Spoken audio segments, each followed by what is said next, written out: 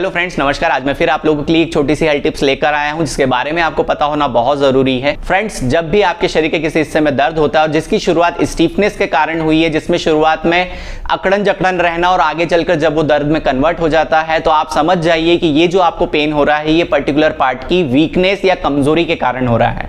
मैं बात शारीरिक कमजोरी की नहीं कर रहा हूं। जब भी आप शरीर के किसी एक पार्ट का जरूरत से ज्यादा इस्तेमाल करते हैं, जिसे हम ओवर यूज कहते हैं, तो वो हिस्सा कमजोर हो जाता है और आपको दर्द होता है, क्योंकि हमारी बॉडी में कहीं पर भी ऐसा मीटर नहीं लगा है जिससे हम ये पता कर लें कि वो हिस्सा कमजोर हो गया। जब कोई बॉडी पार्ट वीक हो जाता है तो ब्रेन उसे दर्द के थ्रू इंडिकेट करता है। आपको समझ जाना चाहिए कि ये हिस्सा आपका कमजोर हो गया और इसके दर्द को ठीक करने के लिए आपको स्ट्रेंथनिंग पे फोकस करना चाहिए, उसकी मजबूती पे फोकस करना चाहिए।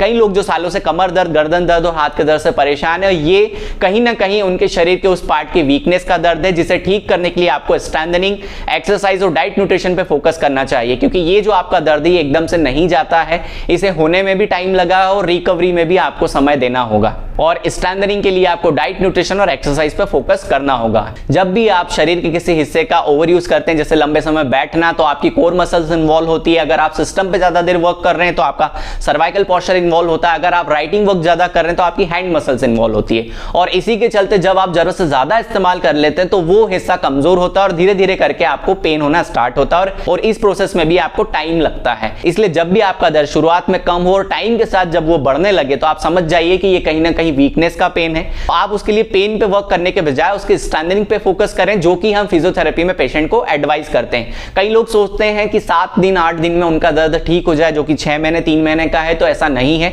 जब भी आप जिम में भी एक्सरसाइज करने के लिए जाते हैं तो आपको मसल बिल्डअप में टाइम लगता है। उसी तरीके से आपको थेरेपेटिक एक्सरसाइज के थ्रू स्ट्रेंथनिंग करने में टाइम लगेगा। और जब आपकी मसल्स पूरी मजबूत हो जाए या पर्टिकुलर वो एरिया मजबूत हो जाता है तो आपका दर्द ऑटोमेटिक ठीक हो जाएगा। तो इस बारे में आपको पता होना बहुत जरूरी है। उदाहरण के तौर पे आप देख सकते हैं कि जब भी आपको फीवर आता है या आपको टाइफाइड, मलेरिया, पीलिया जैसी प्रॉब्लम होती है, जिसके कारण आपकी बॉडी में बहुत ज्यादा वीकनेस हो जाती है, तब आप कंप्लेंट करते हैं कि आपकी बॉडी में बहुत ज्यादा दर्द है और वो जो बॉडी एक है, शरीर का दर्द है, वो वीकनेस का पेन है। इसलिए जब भी आप डाइट, न्यूट्रिशन पे फोकस करते हैं और आप रिकवर होते हैं तो आपका जो शरीर का दर्द है वो ठीक हो जाता है। उसी प्रकार से जब हम शरीर की मांसपेशी और ज्वाइंट का ओवर यूज कर रहे हैं और पर्टिकुलर एरिया की मांसपेशी और ज्वाइंट वीक हो जाए तो वो ब्रेन दर्द के थ्रू इंडिकेट करता है। इसलिए आप समझ जाए कि इस तरीके की प्रॉब्लम है और आपको उसको स्ट्रेंथनिंग, डाइट, न्यूट्रिशन के थ्रू मैनेज करना है। तो फ्रेंड्स, आज के वीडियो में इतना ही। उम्मीद करता हूं ये जानकारी और ये वीडियो आपको पसंद आया होगा। इसी तरीके की वीडियो के लिए मेरे चैनल को सब्सक्राइब करना ना भूलें और इसी तरीके से अपना प्यार बनाए रखें। मिलते हैं अगले वीडियो में, तब तक के लिए धन्यवाद। जय हिंद, जय भारत।